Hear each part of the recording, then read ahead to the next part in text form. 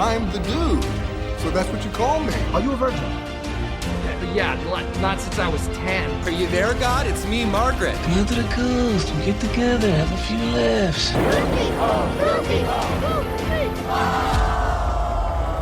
Gentlemen, you can't fight in here. This is the war room. Can I return it if it doesn't fit? It always fits. Eventually. Welcome back to Movie Mingle. I'm Caveman. And I'm Maggie. And today we are on episode 72. Hey. And Maggie and I got to watch Puss in Boots, The Last Wish. Wow. Puss in Boots. Puss in Boots. Fucking who What a... goddamn knew that a secondary character introduced in a sequel would go on to have the best movie in the entire universe of this world. And this movie is his own sequel, too. Is his own sequel. Yeah, too. It's insane. También. Just absolutely crazy. It is. But like, who knew? But it kind of makes so much sense. Like, it's almost like so much sense. It's almost like somebody was like, "Hey, let's really try for this." I mean, it was 11 years after the first one. Yeah. Is this the second movie, or is this... Because I know that there was a Netflix series. There's a series on Netflix. And then... There are some shorts. Yeah. And there was no secondary movie, neither... this is the second movie. So this is the second movie. This is the second full-length feature film. You're but there right. were shorts in between the first and there's movie a Netflix series, and a Netflix too. series, yep. Which, honestly, like, I'd probably watch. Like, I'd check it out just to see if there's... I'm sure there's some fun adventures. There's probably not that many episodes. No, it looks to be... Let's see. It's Netflix. I mean, it It's probably ran for one season. 77 episodes. Wow. Are they half hour? They must be half hour. 23 minutes. 23 minutes, yeah. Sure. Makes sense. Oh my god. Wow. It was, it's 6 seasons. Good for them. Holy shit. Over the course of... Netflix From usually... 2015 to 2018. Wow. That's insane. And not done by Antonio Banderas. In fact, I don't recognize a single name in this cast. So if you back out, yeah, and go to any of the shorts, I just want to know if he was. I mean, Puss in Boots, the Three Diablos. He is Antonio Banderas is the voice. So I think those were put on like Blu-rays. Yeah. Like for the first movie. But so Puss in Boots is the first it came out movie. later. Right, Yes. which we did watch. We did, yeah. Leading up to, and I'm really glad we did because Same, because you're introduced to characters in that movie. Yeah. That, well, at least like Kitty Softpaws. Mm-hmm. You wouldn't really know. Like when you see her show up in this, you're like, oh, it's Kitty Softpaws. I know, you're so excited. She's such a great character. She is, Yeah. and But then there's also references to Humpty Dumpty, who, honest to God, might be my second favorite Zach Galifianakis character ever, behind the Gratitoad from Big Mouth. Oh, the Gratitoad, I swear to God, and I mean this as honestly as I can say, the Gratitoad from Big Mouth changed the way I view my mental health and has helped me in times when I have needed him. The Gratitoad. Fucking Zach Galifianakis. Zach Galifianakis Like character that- who plays a frog. Who plays a frog. Who's gracious about life. And so grateful. And like, I swear to God, there are times when I'm just like, what would the Gratitoad tell me to do right now? He'd tell me to find some joy in this. I am the Gratitoad, and I'm just so grateful to meet you. You know, when I feel my lily pad sinking down into the muck, you know what I do? I try to think about all the things I'm grateful for. Makes me feel a little better. I've waxed and waned at length about Big Mouth, but it really did change my life and how I view my mental health, and it's a beautiful thing. And it's filled with so many cum jokes. So many. Well, you know, because that helps us as well. Yeah, it's true. Puss in Boots was directed by Joel Crawford. Mm-hmm. He directed The Croods. Which I never saw, but I never heard bad things about. I think it was just one of those...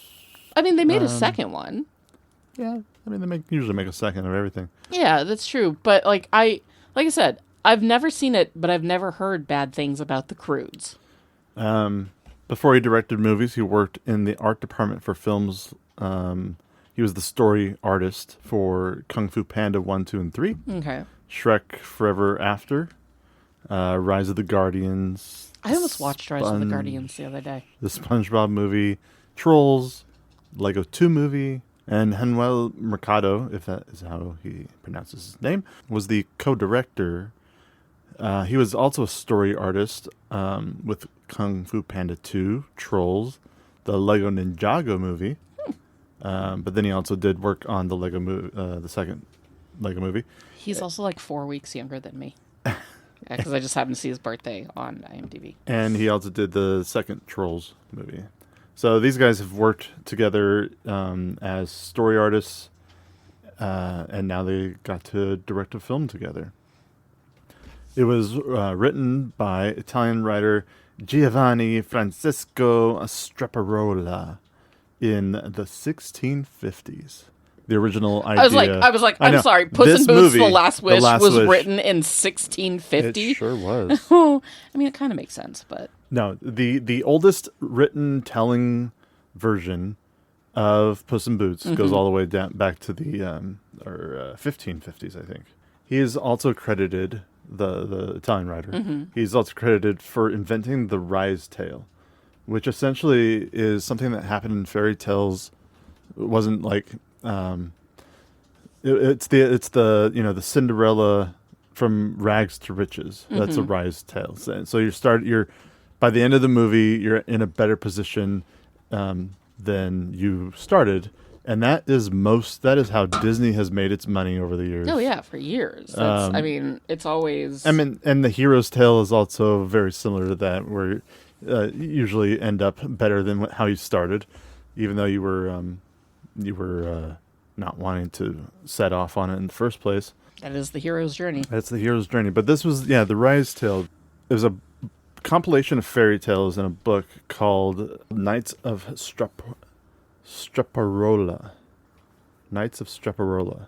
Okay. And one of the stories in that book is called Constantino Fortunato, which means like lucky Constantino. And Constantino is the name, I believe, of the cat in that tale. And he's an anthropomorphic cat who uses trickery and deceit to gain power. And he's helping his young master, who's poor, to bring him to riches. And that's essentially the tale of the original, or at least Puss's origin story. But speaking of our own charming cat who likes to use his he heard us talking about cats. And he's like, his charm against human beings, producer Robin has appeared at the table. Hey, buddy. That's what he does. Because this is the only time when we're recording that he's like, you know what I want right now? Mom. Because the rest of the time he doesn't give two shits about me. But if I'm sitting at this chair, all of a sudden I'm his favorite person. And it makes no sense to me. Your brains are melted ice cream. But it wasn't until Charles Perrault put the tale into one of his own books and actually gave him the name Puss in Boots. If you don't know who Charles Perrault is, he is best known for writing such tales as Little Red Riding Hood, Cinderella, Sleeping Beauty. Okay. So Disney owes him his career, basically. Yes, and a lot of his stories influenced the Brothers Grimm. Oh, yeah. So, yeah, he is one of the most famous. Movie? Yeah. It's terrible. With Brothers Grimm. Matt Damon and Jake Gyllenhaal? No, Joker. Oh, Joaquin Phoenix? No, the other Joker. Oh, Heath Ledger. Yeah. Yeah. And Monica Bellucci. But she couldn't save that. Nobody can save that movie. She's been in a lot of movies she can't save. Unfortunately. But that's okay, because usually she's just nice to look at. Gosh, she is so pretty. This particular version of Puss in Boots was created by Andrew Adamson, who we know wrote and directed Shrek 1 and 2. Since that character started on Shrek 2, he continued to be in Shrek 3 and 4.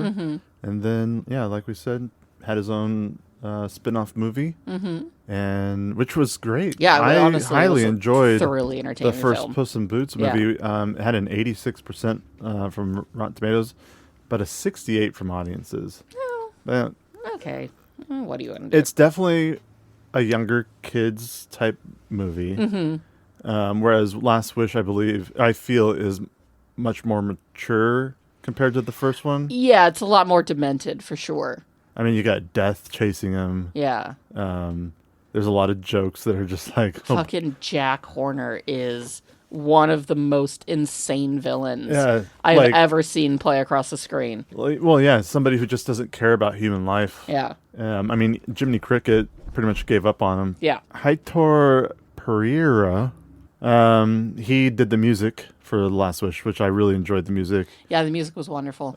He composed the music for Beverly Hills Chihuahua 1 and 2. Okay. But then he was also the man behind the music of Angry Birds. And not the movie. Well, he did the movie. But the game too. He did the music for the music. game. Yeah. Fucking that game. It's funny, one of my coworkers was talking about how she downloaded it again and has been replaying it.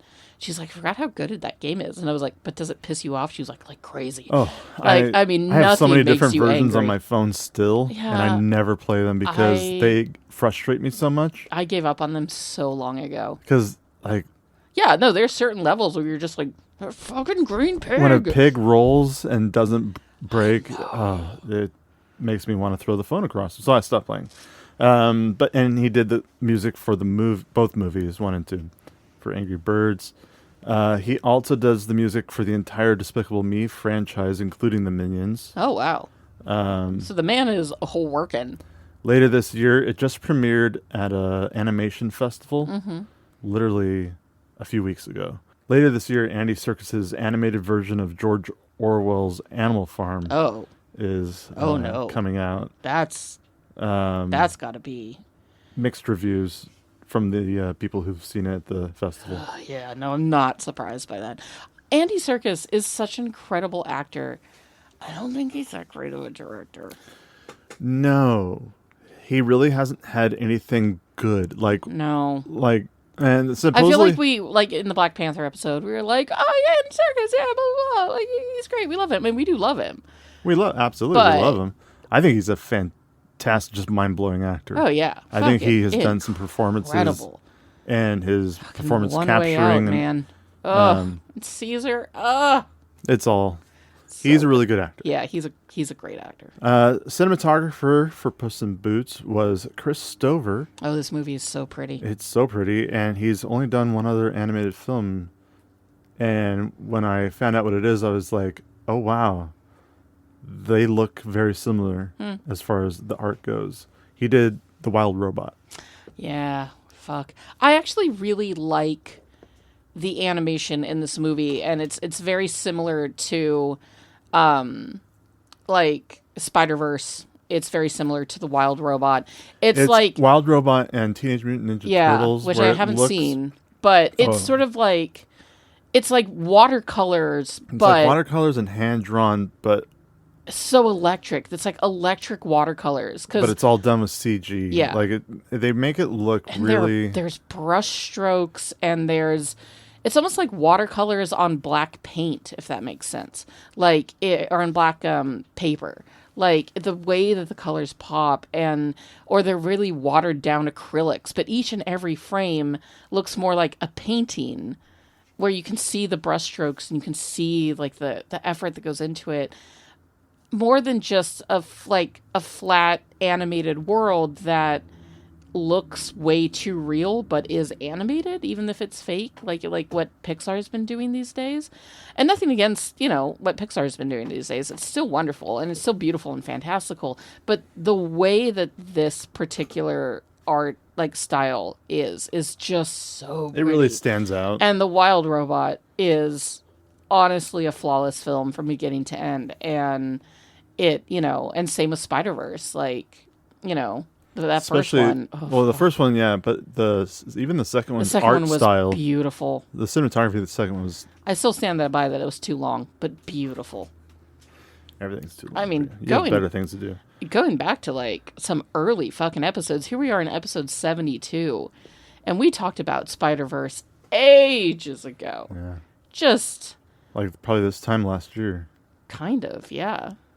I could find out, but I'm not going to right this second because I have other things, like telling you that this movie has a 95% from Rotten Tomatoes from critics. I'm not surprised. And a 94% from audiences. People were on board for this one. Yeah. Yeah, I wish more people went out and saw it. Even though it got great reviews. People did see it. Well, you said it was a December release, right? It was a Christmas, it was advertised as being released on Christmas. It's not really a Christmas movie. It's not a Christmas movie at all. Yeah. I think the last time I went to a movie theater on Christmas Day was to see War Horse, and I was sick as a dog and frankly pissed off. Because goddamn War Horse. Goddamn that movie. Emotional manipulation across the board. It wasn't even that good either. It was just pretty and it makes you cry. And I walked out going, that had no substance. It had no soul. But I cried my heart out. And I'm pissed off about it, Spielberg. Pissed off. Nay, I say. Letterboxd gave it a 4.1 out of 5, which is very high for Letterboxd, especially in animated film. Letterboxd likes to stay, just like IMDb and Metascore, they'd like to stay in the 70s. The C range. Yeah, the C range for a lot of their movies because, only the obscure stuff gets A+. Metascore gave it a 73, and IMDb gave it a 7.8. And that brings it to an average of 84%. Yeah, solid B movie. Solid B movie. Yeah. This was made for, even though it's like an A in my book, it was made for $110 million. Not as much as it could have been. Now, the first Shrek movie was made for $50 million. Yeah. But that was in the early 2000s, so I'm sure adjusted for inflation, blah, blah, blah. Shrek 2 was 70, Shrek 3, 160, and then Shrek It went 4, from 70 to 160? Yeah. God, I wonder if the quality because Shrek 2 did so well. Yeah. Shrek 2 is the best. Like, Shrek 2 has made the most money across all of their other movies, including Puss in Boots, because it made... Shocking, because it's definitely not as good as Shrek 1. Worldwide, Shrek 2 made over $900 million. Fucking. And it's their most profitable movie. Second place is Shrek 3. Mm-hmm. This is all financially. Third place is Shrek. And then fourth, Shrek Forever After. And then fifth place for money making is Puss in Boots: The Last Wish. And then Puss in Boots is last place. So yeah, it was made for 110. The first Puss in Boots was made for 130. Mm-hmm. So I think that because worldwide Puss in Boots still made a ton of, like, $500 million. The first Puss in Boots made. No. They gave it a slightly smaller budget. No. But in the end, it made $186 million domestically, $294 internationally, only $7 million on home media. Of course, I did just buy this movie on 4K. Yeah, so you did. Now my money can be added to that total. For a total of $487 million. Puss in Boots was nominated for 66 awards, including an Oscar, but only won 8. So it won 2 Annie Awards, which the Annie Awards are... Anakin Skywalker Awards? Yes. Award. Annie! No, they are specifically for animation. And I believe it's an LA... I think it's an LA branch of... Anyway, it doesn't really matter. They won 2 Annie Awards for Best Storyboarding and Best Editing. 2 Imagine Awards from... they won 2 Imagine Awards for Best Animated Film and Antonio Banderas for Best Voice Acting. All right, yeah. No. The London Film Critics gave an award to Florence Pugh for Best British/Irish Actress of the Year. Visual Effects Society gave an award for Outstanding Effects Simulations in an Animated Feature. And the Minnesota Film Critics Alliance Awards. Oh, fuck yeah, that's prestigious. They got an award for Best Animated Feature. Oh, and the VHS Awards for Best Animated Feature. So I listed them because it was only 8. Yeah. Instead of like the normal, like, it won 200 awards, including 30 Oscars. Like, yeah. At least it was nominated for an Oscar. At least it was nominated for an Oscar. What? It was up against Marcel the Shell with Shoes On. Which I still haven't seen. It's a really cute Yeah. movie. The Sea Beast, which was a Netflix movie. It's with Carl Urban and Jared Harris. And it's like a girl stows away on a ship of a legendary monster hunter. And they kind of just get into a epic... Shenanigans. Yeah, shenanigans with ocean and sea monsters and blah, blah, blah. So The Sea Beast is a Netflix movie. It was good enough to get nominated, which, maybe it's a decent movie, or it was the only one. They had to fill 5 slots, and they were like, Sea Beast? Turning Red, which is a fantastic little film from Pixar. Yeah. And then the winner, and we're going to talk about this movie next week and find out why it won. Oh, man. Guillermo del Toro's Pinocchio. Fuck, I hate Pinocchio. Yeah. God damn it, I hate that story so fucking much. We're doing these 2 movies, spoiler alert, we're doing these 2 movies back to back. Back to back. And I'm really curious what Pinocchio does. That makes it better. That makes it better than Puss in Boots, The Last Wish. And I want to know what makes it better than Disney's Pinocchio. Because if it's just the same story, just with a Guillermo del Toro flair to it. Yeah, of course it is, because it's fucking Pinocchio. It's always the same goddamn story. Did it win for just being a legacy character film? Or did it win because it was actually a really good movie? And that's, we're going to find out. We're going to find out. We're going to find out next week. In my opinion, it's got a lot to do because this movie, and we'll talk about it soon enough, but this movie to me, almost a 5-star film. All right, Maggie, let's get into the cast. Let's get into this cast, this fine-ass cast. I think if anybody wants to hear more about Antonio Banderas, they should listen to our Shrek 2 episode because we blew him pretty hard then. We got on our knees and we're like, present yourself, Antonio. And he was like, okay. Okay. Zip. Flop. Yeah. And we took it. Gave me a concussion. He is great as Puss in Boots. He's so fucking good. I love that character is so charming, and he's so funny, and he's so wholesome, and I really love the character. Also, no joke, fucking fine as hell. I do not need to be sexually attracted to Puss in Boots, but I am. Well, I think we've discovered that you are sexually attracted to a lot of different animated First of all, characters. There is nothing wrong with that. And I will die on the hill that the Beast is hotter as the Beast than he ever is in human form. I'm not going to kink shame. Fucking the Robin Hood, hot as hell. The animated fox. And basically any animated fox. I was going to say, you love George Clooney's fox. Oh, fuck, he's so hot. The Nick Wilde, way too hot. That goddamn tiger in Zootopia, which, by the way, why is Zootopia not on this list? Selma Hayek. Lemon, isn't there a slanket somewhere you should be feeling with your farts? I love Salma Hayek so much. That is a Selma Hayek line. I love her in Dogma as the Muse. She's great. I loved her in Frida as Frida Kahlo. Fuck, was she good in that? Yep. I love her in 30 Rock as Elisa, Jack's potential fiance and longtime partner. Right. She is so goddamn funny in that show. She was in Desperado with Antonio Banderas, which I honestly would like to rewatch because it's been a minute. I love Desperado. You know what I've never seen? Essentially what came before Desperado. Oh, El Mariachi. Mariachi. I've seen El never Mariachi. Seen it. I think we should watch the trilogy. Yeah. She did play Rita Escobar in Wild Wild West with Will Smith. She's even good in From Dusk Till Dawn, which that Quentin Tarantino movie is pretty far back, and it's really just used that they hired her just because Tarantino was like, I'm going to put her foot in my mouth and I'm going to get paid to do it. But yeah, Salma Hayek's been wonderful for years. I think she's an incredible actress. She's absolutely beautiful.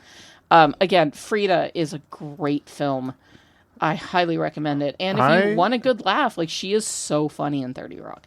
And she is Kitty Softpaws is so charming. and so pretty and so soft looking. And that's the other thing about this goddamn animation. Those cats looked soft as hell. They looked like the texture of their fur and everything. Well, and that's the thing. Shine, like, it's so great. That textured painting look that we were talking about, the way this movie, the design of this movie looks, isn't done to the cats, because instead of them looking like squiggly lines or that like this, like the texture. Even in Shrek 2, like Puss in Boots had a softness to his fur. Yeah, the first Puss in Boots, this one, they always make him look, of course, very soft and. Our own Kitty Softpaws is just the devil with melted ice cream brains. Thankfully, he has soft paws right now. He has very, thanks to our kid finally cut the claws. But he gets Kruger knives later. He's a tuxedo cat. Like, when we got him as a kitten, he was the softest kitten I've ever felt. And while his black fur is sort of like cat-like now, it's soft, but it's not, It's not like... It's not like his white fur. His white fur on his chest is so soft. I want a pillow made out of it. Soft. But he won't let me near it unless I'm sitting in this chair, apparently. Selma Hayek was in an episode of Black Mirror where she plays herself, and it was a really funny episode. Eternals she was in, which She was one of the better parts of that movie. I liked her in that movie. They killed her off so fast, and I was just like, no. But, like, why would you... They killed all the good characters they killed off. Dude. Did you notice how they killed off all the good characters? Yeah. Fuck yeah. And all the annoying ones stayed behind. God, that movie's terrible. It makes me so viscerally angry when I think about it. And then she was also in the sequel to The Hitman's Bodyguard with how dare they put her Sam in the Jackson, MCU and waste her? With Sam Jackson and Ryan Reynolds. I never saw either one of those films. The first one was fun. Yeah. Didn't see the second one. Because the Hitman's Bodyguard's wife. Well, the Hitman's wife's bodyguard. Yeah, what a fucking stupid title. It is a stupid title. Yeah. Harvey Gilman. Oh, fucking Harvey Gilman is adorable. Gillian? He's hilarious in What We Do in the Shadows. How is that not in his top 4? That's a great question. I would think that was what he was famous for. Yeah, that's kind of what I feel like. That's what he's most known for. He plays Guillermo de la Cruz, and instead he's famous for a movie called Werewolves Within, which is what? And Wish, which nobody saw. Nobody saw Wish. Fuck. I think more people saw The Internship than Wish. He has been doing voices for a long time. He's the voice of Nightwing on Harley Quinn. He had a voice in Human Resources, the Big Mouth spinoff. He was Odie in the Garfield movie, which I did not see and just learned that he was in. Strays, fucking Kung Fu Panda, We Bare Bears. He's done a lot of voices for animated things, but he's such a sweetie. He is so cute. And Perito is as pure of a character as I've ever seen. You meet Perito and you're like, here's this dog pretending to be a cat. Here's this cute little chihuahua. He's going to be, like all chihuahuas, just an absolute anxious wreck. And then when he was like, oh, I want to be a therapy dog, I was like, yeah, right, this little fucking munchkin. And then he turns out to be the literal soul of this movie. Everybody that he interacts with, I think he leaves them better off, except for Jack Horner, who is absolutely insane. The scene that Perito shares with Goldilocks and the Three Bears, where he talks about how, oh my God, you won the orphan lottery. Good for you. This is the most pure, sweet, darling character ever. And I love him. Yeah, And I love him. That dog is adorable. Oh, so sweet. When he pulls up his shirt or / sock. Yeah, in his little tummy. In his little tummy, a little scar on it, and it's shaved, and he's like, you want to rub my tummy and make you feel better? I'm like, yes, I do. I want to put my face in it. That panic attack scene. Oh, I had a tear. No, I absolutely was crying because, I am no stranger to panic attacks. I could probably work one up in about 10 minutes if I really thought about it. That is the level of which I'm constantly on the edge of a panic attack. Like, I always really appreciate when panic attacks are portrayed very realistically in movies, and I've heard that the panic attack in Inside Out 2 is so incredible that it even induced some panic attacks, and that's kind of like one of the reasons why I don't want to watch it, because I'm like, I don't think I can actually physically handle that. But I thought they did such a beautiful job showing Puss's panic. A weird thing to say. And Panic of the Puss. Panic of the Puss. Pussy panic. It was so beautiful. And I just loved how Purito was like, he didn't really know what to do. So he just instinct kicked in and he just put his head on his chest. Oh my goodness. And, it was so... just calmed him down. And the way you heard the heartbeat. Slow down and everything. It was so beautiful. I cried so much during that scene. And that character is just the perfect little guy, and I love him. It was strange. I really hope he's in the next Shrek, because he was on that boat sailing towards far, far away. So he had better be. That would be fun. I want more if Purito. he ends up. Yeah. If everybody from essentially Puss in Boots story, any story, come over to Shrek. They were all headed that way, you know? And I would love to see Donkey and Purito like interact with each other. I think that would be so pure. Next, we've got Florence Pugh. Pew pew. Who we talked about in our Midsummer episode, and maybe... We talked about her in Midsummer. We talked about her in Little Women. Oh, yeah, true. I was going to say we probably brought her up in Dune, since we did watch both Dune 1 and 2. Obviously, Oppenheimer we also covered. So yeah, she's been on the podcast. She's in a future episode that we haven't done yet. Black Widow's sister, Yelena. Mm-hmm. She was also in Hawkeye, and this was her first animated role, I believe. New Avengers. I kind of clocked her voice pretty quickly, because how do you not? Especially her British accent, which she so rarely ever uses in film. Yeah, but she's really good at hiding it. She's really good at hiding it. At first, I think I was a little like, I wasn't sure about Goldilocks and the Three Bears. I was like, okay. They do seem like really, like, okay, we're putting these 4 characters into this story. An awful lot. All right. But I fell for them so quickly. It's quick. The way that she's designed, the way that they're all designed, the love that the family shares with each other, like, it's... Honestly, it's it's really she's going through the whole wholesome. movie. You think she's going to be this big villain of the story, trying to hunt down Puss. Yeah. Then it turns out they're just looking for him to help them find the wishing star. Yeah, they also want to make a wish. And her wish is she just wants to have a human family. Yeah. She's an orphan. She's an orphan. Yeah. I don't remember if they said exactly how she lost her parents. No, they don't. If it was death or they just abandoned her. Yeah. They don't go into it because this doesn't matter. She's an orphan. And the Three Bears have adopted her as their own cub. Yeah. I guess you say. And she kind of leads them. Like she's sort of their leader, but she's so sweet with each and every one of them. She is. The way that she bounces from each one, the way she teases her baby brother, sibling, essentially. Yeah, like it's really quite sweet and very wholesome. And I adore Florence Pugh. I think she's a wonderful actress. I'm always happy to see a Florence Pugh movie. Pew pew. Pew pew.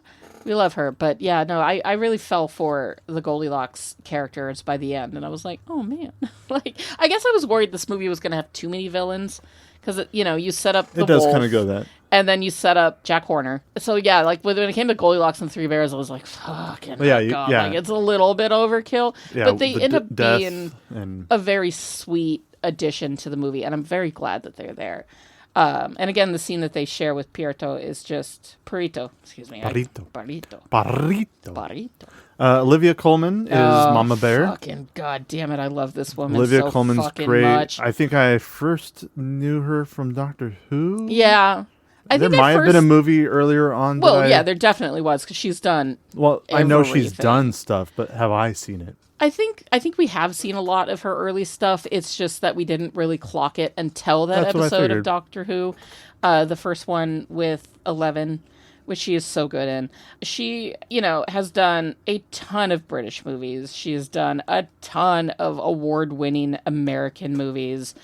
She's fucking as pure as the day is long. I mean, I tried to watch Broadchurch because I love her and I love David Tennant, but that show is such a bummer. She has one of probably the best lines, or at least one of the most memorable lines in Hot Fuzz that you and I say. Who says anything about murder? Yeah. This is one Doris Thatcher. She's your only policewoman. She's not a policewoman. She's I've seen her bra. She's a police officer. Being a woman has nothing to do with it. Oh, I don't know. It comes in handy every so often. I could have given you the tour. I've been around the station a few times. That Hot Fuzz came out before that Doctor Who episode. Right, but I didn't know who she was. That's true. Nothing like a bit girl on girl action, eh?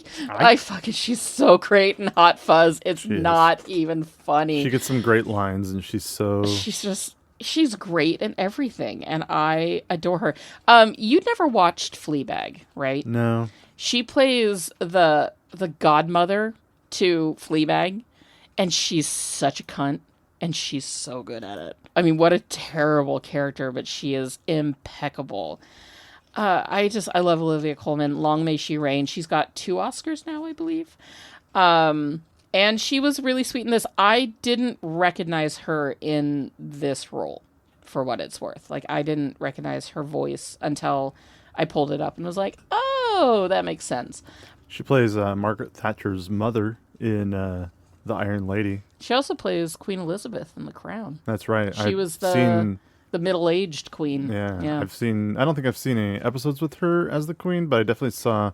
I stopped halfway through her season. TV spots and trailers. I'm never upset when she's on screen. She's always... just a pure delight. And such a consummate actress. Like, such a professional. She was in Yorgos Lanthimos' The Lobster. Mm-hmm. And she was in The Favorite, which I've heard so many good things about, but I've never seen. I've heard great things about The Favorite, but that was also one that I haven't seen. Papa Bear, Ray Winstone. Oh, Ray Winstone. Who, again, you can hear us blow we on did the talk King about Arthur him episode. a lot as well. By the way, starting on July 1st, which was just recently, King Arthur is going to be available on Hulu.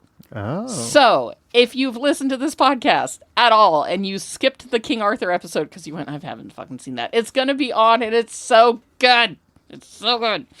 And Ray Winstone is wonderful in it. And he's wonderful in this. And how I picked out his voice instantly. I was like, oh yeah, that's Ray Winstone. Of course it is. Like, he's gruff and English and he's perfect. Baby Bear was played by Samson Kayo, who I've seen in... Oh, you know what? Now I know where he was. Isn't he from Home Before You Say It? Yeah. Was he in Our Flag Means Death? Yes. Okay, that's how I know him. Is Alawande. He had a better role in season 1, that character, because he was clearly in love with Jim, who is played by Vico Ortiz, and really, really delightful character. And then in season 2, I don't know, I didn't enjoy his storyline in season 2 as much, but he is in Our Flag Means Death, and he's charming in that. Great. He was in House of the Dragon, which I only a couple episodes. Yeah, he's done a lot of British stuff. Not a whole lot that has come out. He was in Doolittle, apparently, but nobody talks about that movie. I enjoyed him in this movie as well. I thought that he was very clever and really cute, and I loved that, Baby Bear was kind of smart and had his own, agency. And apparently he's also going to be in F1, which I'm... I saw that. Not. That's not the movie, but... I was like, when? I saw that he is in it. Yeah, kind of reiterating back to the beginning when we were talking about the Bear family. I really loved them as a family. I loved their arc in the story. I thought it was very sweet. I thought it was sweet that even when Goldie is like, my wish is to get a human family, a real family, and you can see the hurt on all of their faces, but then the mom's like, she's still family to us. We may not be family to her, but she's family to us, and we're gonna help her get that wish. Because family does sacrifice. Yeah, I thought it was a very beautiful, sweet little story.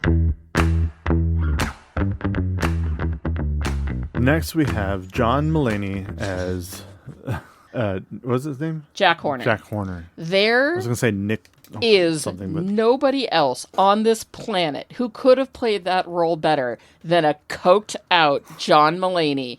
Because I don't know exactly when he went, you know, it When he fell got off the clean. wagon and when he got clean versus when this movie came out. But I'm pretty sure this role was like coked out John Mulaney. You can kind of hear it, and it's perfect. Jack Horner is insane. That character, they really went balls out.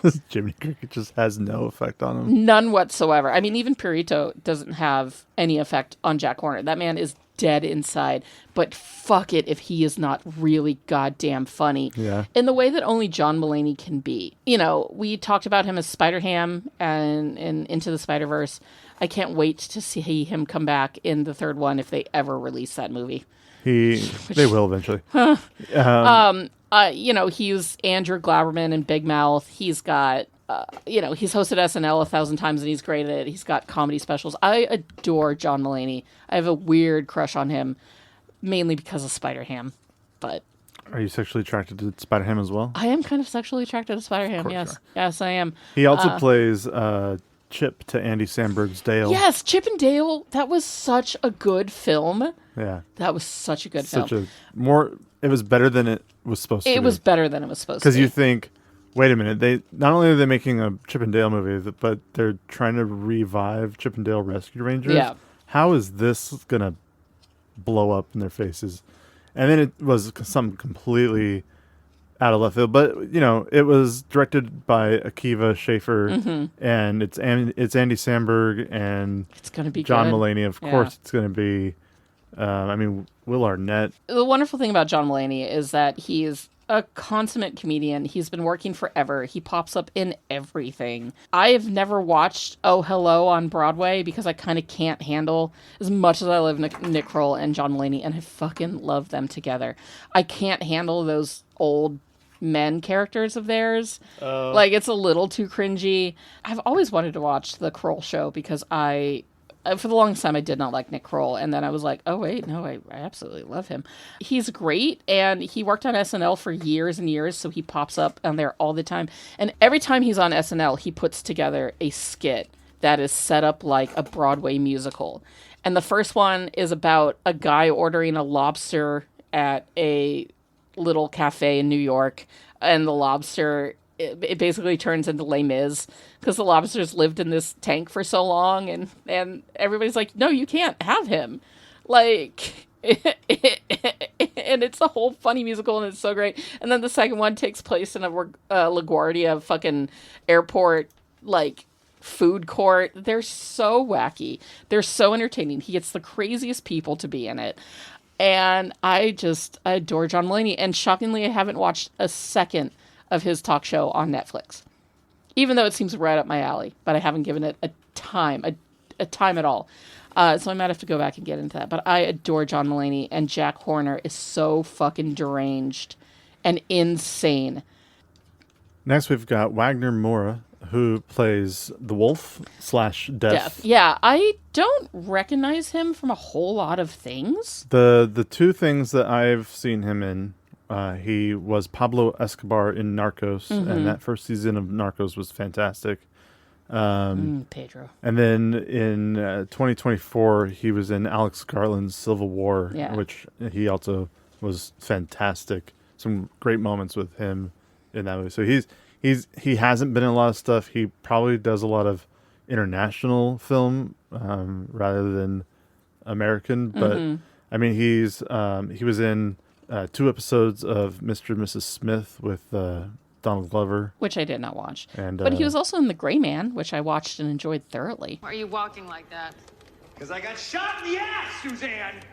This character of Death is so terrifyingly good. I thought it was a great addition to the film, right? Like the idea that, you know, cats have 9 lives. Puss has gone through his... It's a fantastic idea for a story for this movie, especially since you've seen him in 4 films and some shorts and a TV series, a very 6-season long TV series. And so he probably gets up to a lot of shenanigans and so many all of shenanigans. that. But you don't think about him You don't dying. think about him dying, but I love how they show you each one of his deaths. The death montage was so fucking funny. It was. That bell landing on him made me gasp so loud. Definitely not expecting that one. No, and what? And then the character of Death is like, you've had 9 lives, you've wasted 8 of them. So I'm just going to take this 9th one from you because you don't deserve it. Right. And I kind of like that agency because, Death itself should be a sort of not a stoic character, but an unjudgmental character, right? Death is not there to judge you for your life. Death is just there to take bring you from you on your to the next plane. One of my favorite renditions of Death is from The Sandman. That's what I was going to say. Yeah. They did that beautiful. so well. So well. That is really, such a great episode. That episode... Because you don't think about it, but that episode, because it's not only that death part, but it's also later the guy in the bar yes. who grows to be like hundreds of years old. Yeah, and who is always waiting for... I've definitely read fan fiction about him. Of course. Wagner does a great job in this particular film as Death, so much so that I was like, I can't pick out his voice at all. Of course, I don't know him much as an actor, but... the voice was really something wonderful. Let's say, who's the voice of Jiminy Cricket? I wouldn't be surprised if it's Kevin McCann. Yeah, which and just does a lot of animation. Yeah, I had because a lot of additional voices. Well, and that's how Cody Cameron, who plays Pinocchio, and Conrad Vernon, who plays Gingy, they're just people who work for DreamWorks Animation who. Like, hey, we need a voice. Can you do a voice for this character? But our last actor that we're going to talk about is Divine Joy Randolph, who plays the crazy cat lady. Yeah.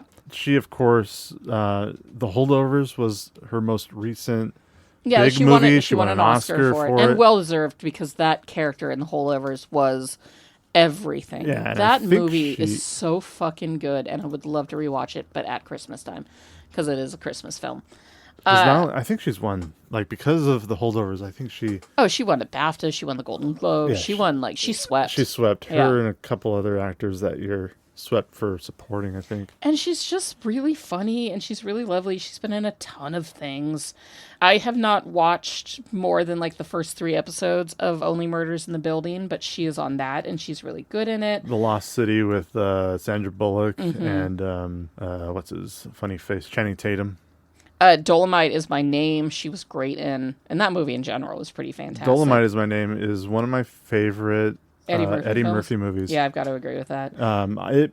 It made me laugh so much, and I enjoyed it so much that I ended up going and buying, I think, at least 2 different albums from the real Dolomite. I love that. Because he has a couple comedy albums. Yeah, if you haven't watched, it's on Netflix. If you haven't watched Dolomite Is My Name with Eddie Murphy, it's...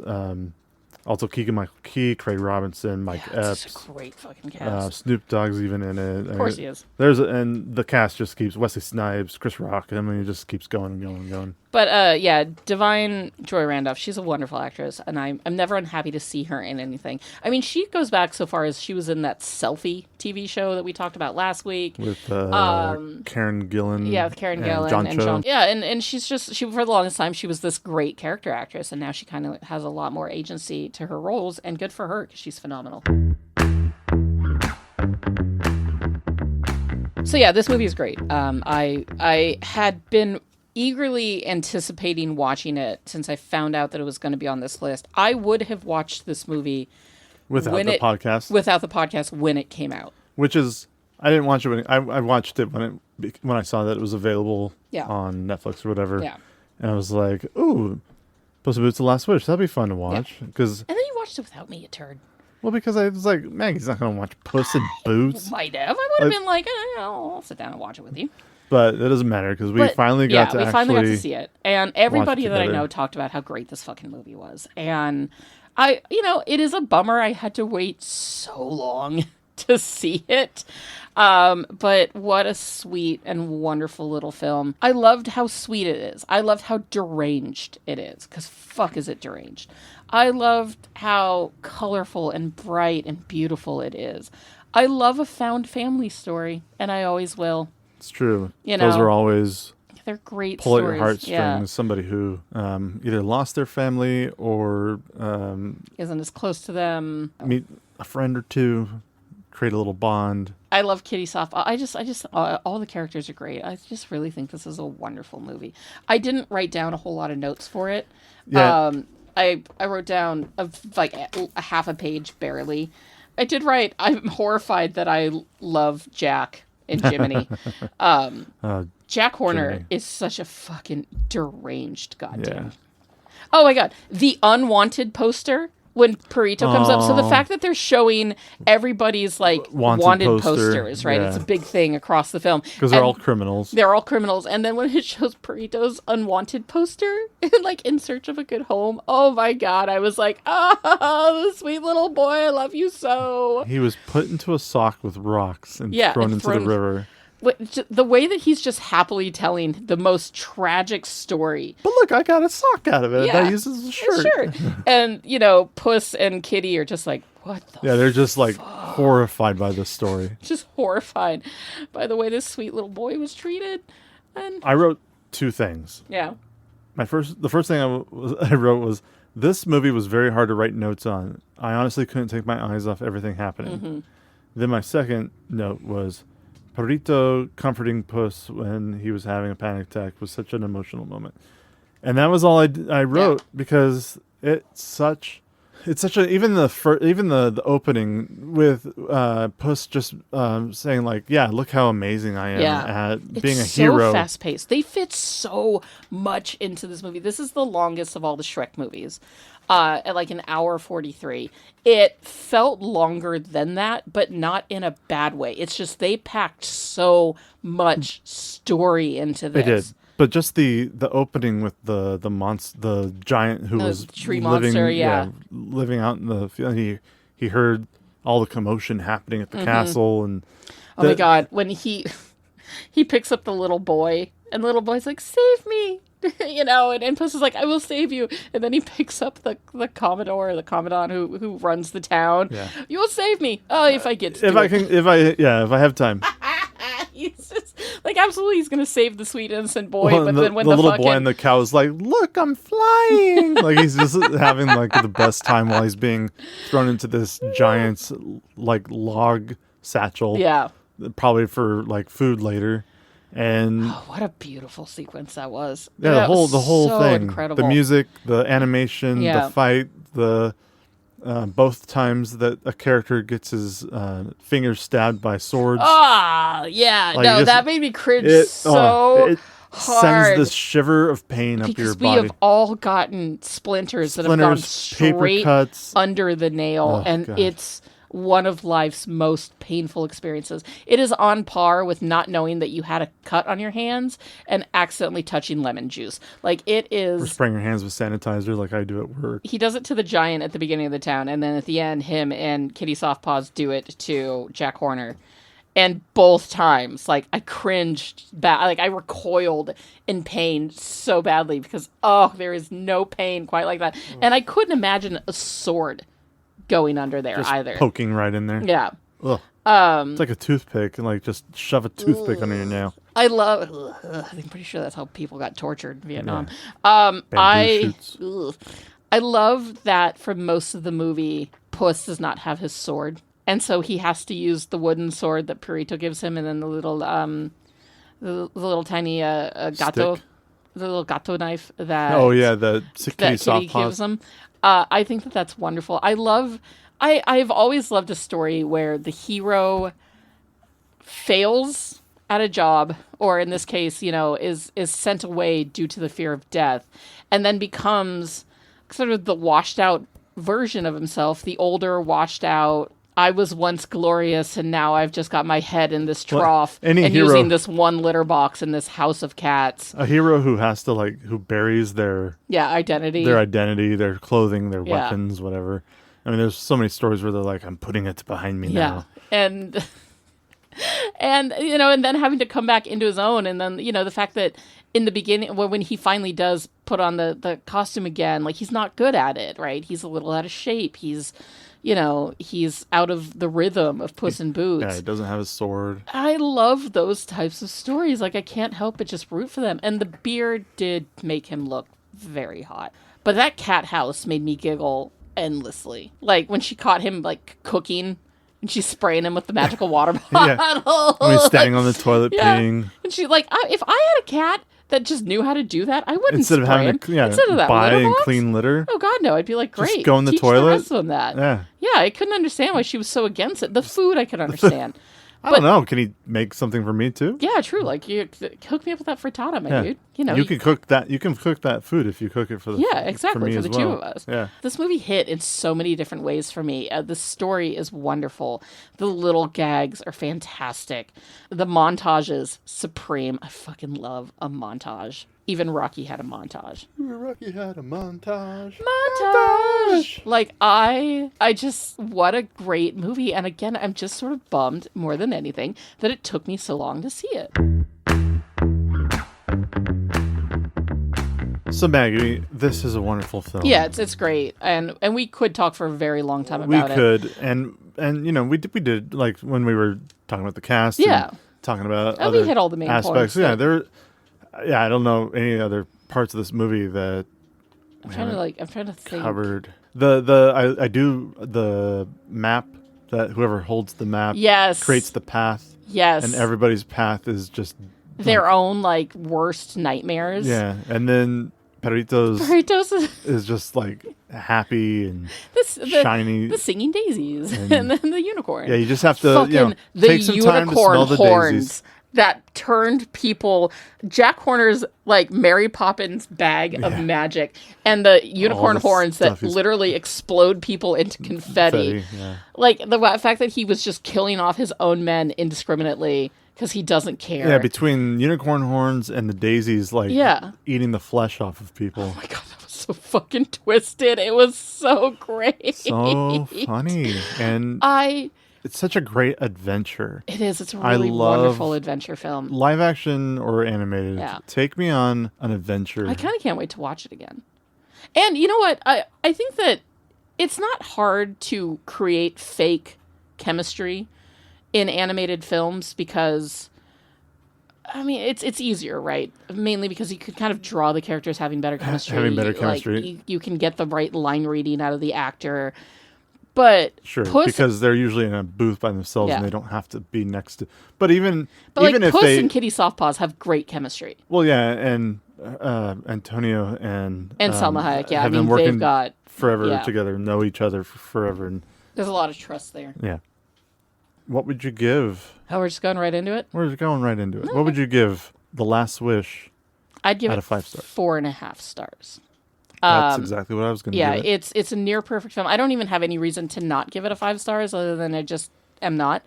It is beautiful. It is funny. It is heartfelt. It will make you cry. If you haven't seen it yet, watch it. You don't have to. And here's another thing that I think I kind of brushed up against when it came to the Puss in Boots movies. You don't have to know the Shrek movies to know Puss in Boots. I think Puss in Boots 1 is worth watching because it is a shockingly good film. It is shockingly good. Very entertaining. I had seen it once, but I had forgotten pretty much everything. Yeah. And then so with our rewatch, I was like, wow, this is actually a really good movie. Yeah. And they also, these two movies, the Puss in Boots and The Last Wish, they do Shrek better than Shrek was doing it. Because, like, Shrek 1... Shrek 1 was the first to do it, and so what they were doing was just very impressive. Yeah, the whole making story. fun of fairy tales thing, making fun of Disney thing, was all really fun. And then Shrek 2, our main sort of judgment against it was fucking too many references. Too much. Well, there's a lot. Rein it in when it comes to the inside jokes and the little nods and winks and say no mores to, like, all of pop culture and real life existence. Like, it was too much. Yeah, and I imagine that carries off into the third and fourth one, and I won't know for a while because we'll eventually rewatch those. They were taking too much from modern pop culture instead of taking stuff from fairy tale pop culture. which would have been so much better. Yes. Which I think Last Wish succeeded. Puss in Boots and Last Wish are It did good it at better that. than any Shrek movie. Yeah, it really is the best Shrek film. It is the best of this franchise. This is the best This film. is the best one, and the way that they play at the characters, the way that they even like make little Robin, the way that they kind of do little nods and winks to the fucking Disney vault with Jiminy Cricket, with Mary Poppins. Yeah, they bags. still do it. Like they still do it, but they do it so well, and it feels very real in that world. I mean, the world feels more lived in than it does in Far Away. There weren't any dumb 2022 jokes. No, there were not. There was no modern references and nudgies. Like, oh, that character looks like Trump, and they're making fun of him. Like, there's none of that because it dates it, and then it just makes it cheesy. Yeah, and the longer it goes. Yeah, and even in the moment, like if they were doing like memes or stupid Gen Alpha. I mean, the most that they do is make fun of, the meme of Puss with his giant eyes, which fucking, when Perito finally gets, when he finally does, and Jack Horner's just like, meh, that motherfucker's dead inside. Has no soul. Because that was the cutest thing I have ever seen. So yeah, this movie for me is definitely a 4.5. I'm so glad that this movie was on the list and that we could talk about it and watch it together. Yeah, and just kind of raise awareness, because I know a lot of people that have watched it, but I also know a lot of people that haven't. I think a lot more people need to watch it and would not be upset by watching. If you liked the first Shrek movie, you're gonna love this. You're gonna love this movie. And again, you don't even need to really know Puss in Boots 1. You don't have to. It helps for Kitty Softpaws, but that's about it. You kind of get to know their history and pretty even quick. Puss's childhood. Yeah, they cover, but you don't have to. You could just turn on Last Wish and it'll be a fantastic film for you. It's a great ride and it's a beautiful movie, and you'll by the end of it you're like. But for us personally, we watched Shrek 2, Puss in Boots, and then Last Wish. Yeah, and of the four of them, this one is supreme on every level. I'd even give it a 4.75. So Maggie. Yes, Caveman. I have 2 questions for you. Hit it! So how are we supposed to do this?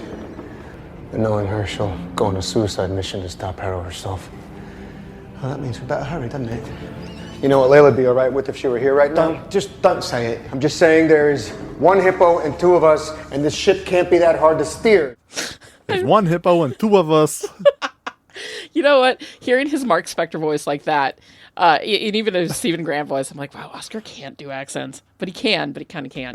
I'm not too sure about his British accent. That the small squeal that I let out when I heard Stephen Grant, when you first... I hope that is registered on the microphone, because I love him if not, I'll so much. So Maggie, I know you do. I love him so much. But I have a question for you. What's your question, honey? A couple of them, actually. Okay. Would the presence of Oscar Isaac have made, or at least the presence of his voice, have made Puss in Boots: The Last Wish a better film? Get that extra 0.25 of a star. No. Because I really think it's such a good film that it doesn't need Oscar to make it better. It needed an Oscar. But I don't necessarily think that... Yeah, I feel like he didn't need to be there. It would have been great if he was there. He didn't need to be there. Second question. Oh boy, yeah. Which character would you have had Oscar Isaac play? Well, in Shrek 2, I think I said that he would be fun as Puss in Boots. I don't feel that way in this film, because I think that Antonio Banderas does a great fucking job. And that character is just so ingrained in Antonio Banderas. It's so Antonio Banderas. That is his character. Yeah, the same way Austin Powers is Shrek, or even... or not Austin Powers. I was like, Austin Powers Switch is that, reverse Shrek. it. But yeah, the way that Mike Myers is Shrek, the way that Donkey is Eddie Murphy, Like Antonio Banderas, that and Puss in Boots. Yeah, they're synonymous with each other. Yeah. So, which character? He could have been Perito, but I think Harvey Gilman, I don't know if does a great he job. could get that, just how sweet that man can make he can be any so character. Pure. Yeah. Fucking Guillermo. Not you, Guillermo. And now I'm on drugs. Everybody should be watching What We Do in the Shadows. We need TV to rewatch What We Do in the Shadows. Yeah, that's true. He could have been fun as Jack Horner, but John Mulaney, a coked out John Mulaney, was so perfect in that role. Can we get a coked out Oscar Isaac? Oh, I don't know if I would like to see that. You know what? I think he would have been fun as Jiminy. Or as, what was it? Moral Bug? Or whatever they call him. Because I think that his sort of deadpanned, like, are you kidding me? Would have been delightful going up against Jack Horner's just absolute... Ethical bug, yes. I think that would have been the funniest, I think, to see those two men kind of play... Oh, Jack! Up against... I mean, yeah, the whole fact that he Your men are dying out there, Jack! Yeah, the fact that he's basically doing... That the actor who's playing Ethical Bug, Jiminy Cricket... Is trying to do doing an impression of... all I think is Jimmy Cagney and Jimmy Stewart. Oh, yeah. Like, that in itself is pretty fun. But I think if it had just been Oscar being Oscar, I would have liked him as Ethical Bug. But I couldn't imagine where he would have been great as Death. He would have been fantastic. Yeah, I can see that too. I can see that too. A good growl behind his voice and a little bit terrifying. So yeah, I would say actually, Death, I think, would be the character that I would like him to play. And that has been this week's episode of Movie Mingle on Puss in Boots: The Last Wish, and we hope you enjoyed it as much as we enjoyed bringing it to you. We only have a very, very small amount of episodes left, which is shocking and wonderful at the same time, because I kind of look forward to not watching movies for work that I'm not getting paid for, even though this has been such a wild journey and I've loved every second of it. Thank you for tuning in. And as ever, you can leave us 5 stars, whatever you feel we deserve, on your podcast platform of choice. Tell your friends and family members about us, because we're a lot of fun. And we want more people to have fun with this silly little podcast of ours. You can find us on Instagram, Threads, and Letterboxd at movieminglepod. You can find us on YouTube at Movie Mingle Podcast, and write us any of your thoughts, comments, questions, and concerns at movieminglepod@gmail.com. We look forward to getting your letters, as always. Next week, we will be watching Guillermo del Toro's Pinocchio, so that we can compare and contrast whether or not one deserved the Oscar more than the other. Not excited about it, but I haven't been excited for a lot of these films, and yet I've made it through them in some way or shape or form. So here we are. Join us on Wednesday for that. Otherwise, just take care of yourselves. Be safe in this big, wide world of yours and ours and theirs. And remember, he's Puss in Boots. Now go mingle. Bye! Are you an effective team? We are an effective team. Let them fight. How did you just do that? I'm a really good lawyer. Here on Caladan, we ruled by air power and sea power. On Arrakis, we need to cultivate desert power. Welcome, Mr. Beach. What's that bar? I'm a little confused. Well, we wouldn't want that, would we? I don't want to brag, but I will. I was in the Avengers. The Avengers? Yeah. That's great. Thank you. What is that? I'm gonna make him an offer he can't refuse. Toga, toga, toga, toga, toga.